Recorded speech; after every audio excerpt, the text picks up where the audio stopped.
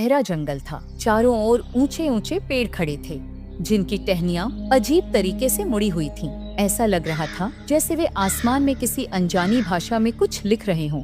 हवा में एक अजीब सी ठंडक थी और हर तरफ सन्नाटा पसरा था।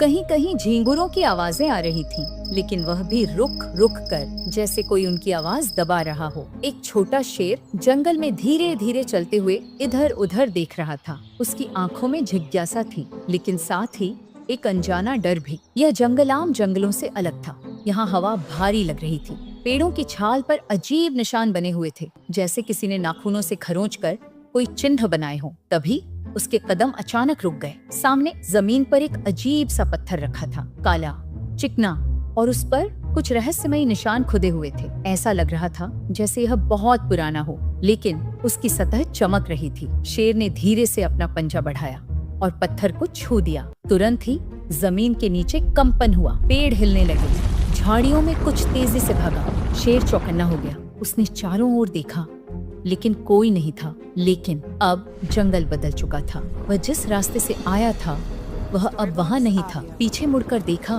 तो पेड़ों का घना समूह दीवार की तरह खड़ा हो गया था, जैसे जंगल उसे बाहर नहीं जाने देना चाहता था। शेर धीरे धीरे पीछे हटने लगा। तभी उसके पीछे किसी चीज की आहट हुई। उसने तेजी से पलटकर देखा, वहाँ कुछ नहीं था। लेकिन तभी एक पेड़ की छाल पर एक चेहरा उभरने लगा। शेर के शरीर में झुरझुरी दौड़ गई। वह पेड़ की तरफ ध्यान से देखने लगा।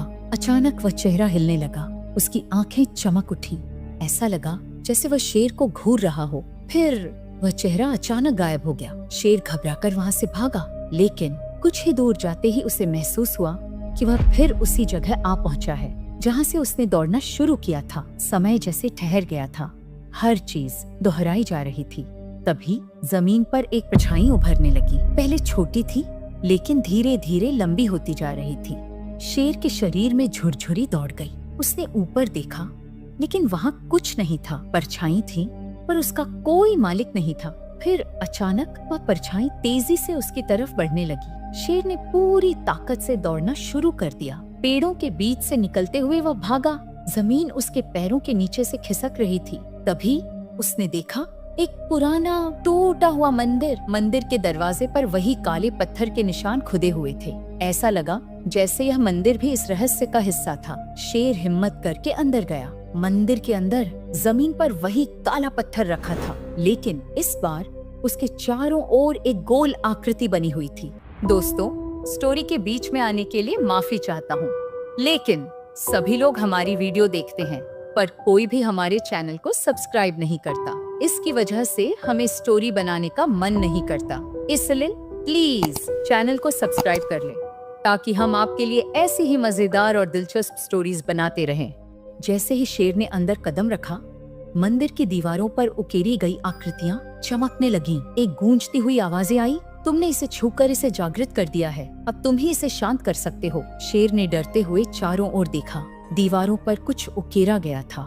एक विशाल जीव अंधेरे में छिपा हुआ, जिसने पूरे जंगल को अपने जाल में जकड़ लिया था। फिर उसे समझ आया, यह काला पत्थर कोई आम पत्थर नहीं था। ये उस जीव की कैद थी, लेकिन अब पत्थर छूकर उसने गलती कर दी थी।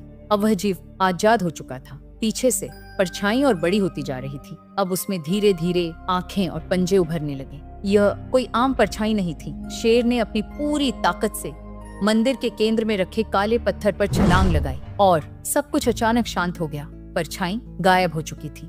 जंगल वापस सामान्य लगने लगा। हवा फिर से हल्की हो गई। मंदिर की दीवारों की रोशनी बुझ गई। शेर ने धीरे से खाई की तरफ देखा। अब वहाँ सिर्फ घना अंधेरा था। उसने लंबी सांस ली और जंगल से बाहर निकल गया। पीछे जमीन पर वही काला पत्थर अब भी चमक रहा था, जैसे किसी और की प्रतीक्षा कर रहा हो।